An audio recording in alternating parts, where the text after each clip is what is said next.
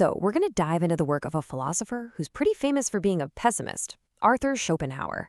But, you might be surprised to find that his ideas actually offer a really practical, if kind of challenging, guide for navigating life today. And he starts with a brutally honest look at what it even means to be human. Schopenhauer's core diagnosis is incredibly blunt. He says life is just this constant swing. On one side, when we're struggling for what we need, that's suffering. On the other side, when we get what we need and have nothing to strive for, well, that's boredom. It's a pretty bleak way to start, for sure, but he argues there's a way out of this trap.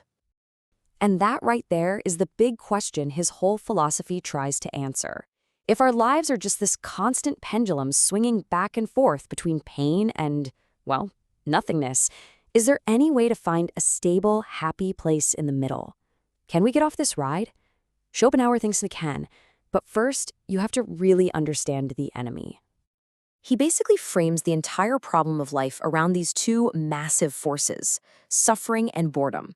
And these aren't just, bad moods. For Schopenhauer, they are the two fundamental forces that literally shape our lives and even our entire society. Schopenhauer saw this playing out everywhere. He said, look around. The poor are basically locked in this constant, grinding battle with suffering, the fight for survival, for basic needs. But the rich, they've won that battle. And what do they get? They immediately face the opposite enemy, this crushing, soul-eating boredom. And here's where it gets kind of paradoxical. Schopenhauer claimed that if you have a less sensitive intellect, you actually feel pain less sharply. But the price you pay for that is what he called a deep emptiness of spirit. This inner void creates this constant nagging need for external distractions, anything to keep that boredom away. Okay, so if the problem is this endless pendulum, what's the solution? Well, Schopenhauer's answer is to turn inward.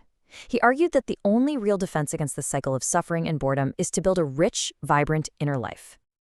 To really drive his point home, he uses this special term, the Philistine. Now, this isn't just an insult for him. It's a specific category of person.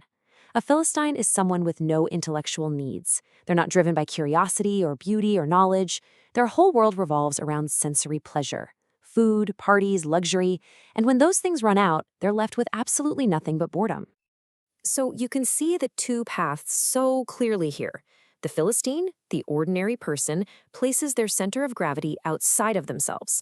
Their happiness depends on things they can lose at any moment, their property, their social status, what other people think. But the person of intellect, they find their center of gravity within.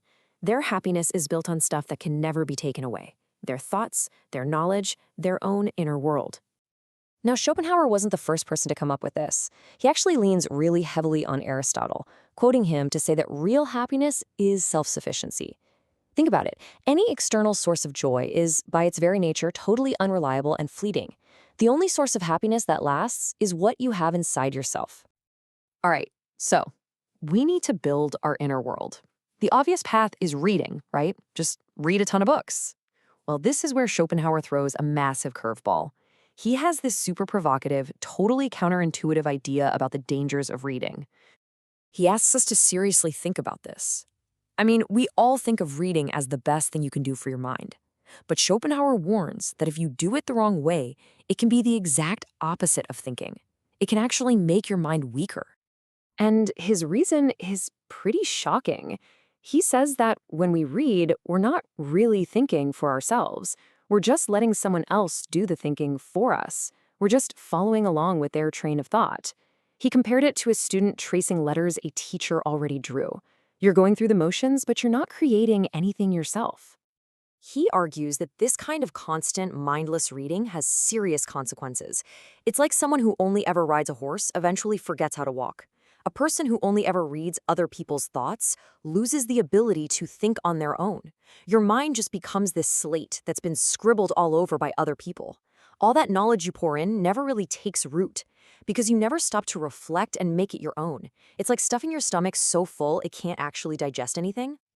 So the key isn't to stop reading, obviously, it's to read correctly. Schopenhauer gave 3 rules. First, be ruthless. Life is way too short for bad books. Just put them down. Second, focus on the greats. The classics have survived for a reason. And third, reread the important books. He says you can only truly understand the beginning of a great book once you already know the end. This all naturally leads him from how we consume ideas to how we create them.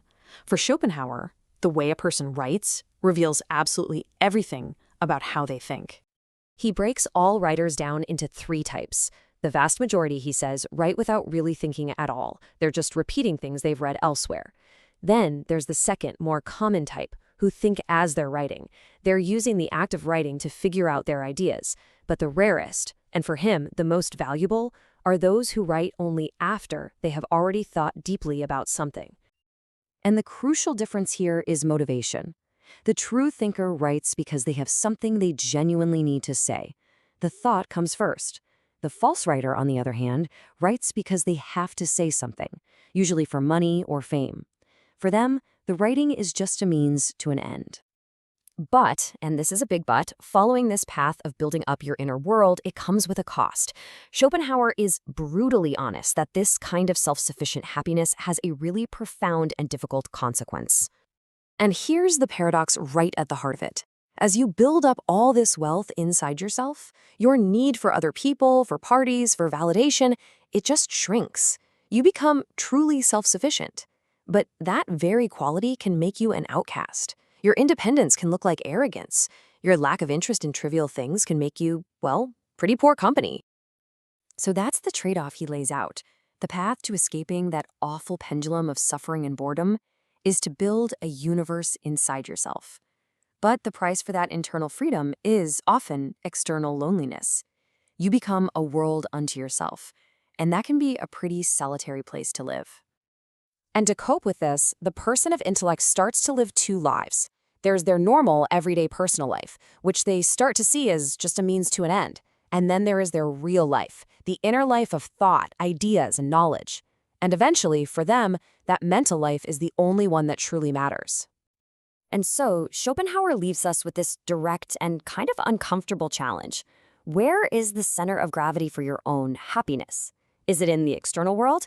In things, in status, in what other people think of you? Or are you building it on the solid, unshakable ground of your own inner world? It's a tough question, but in a world of endless distraction, maybe it's more important now than ever.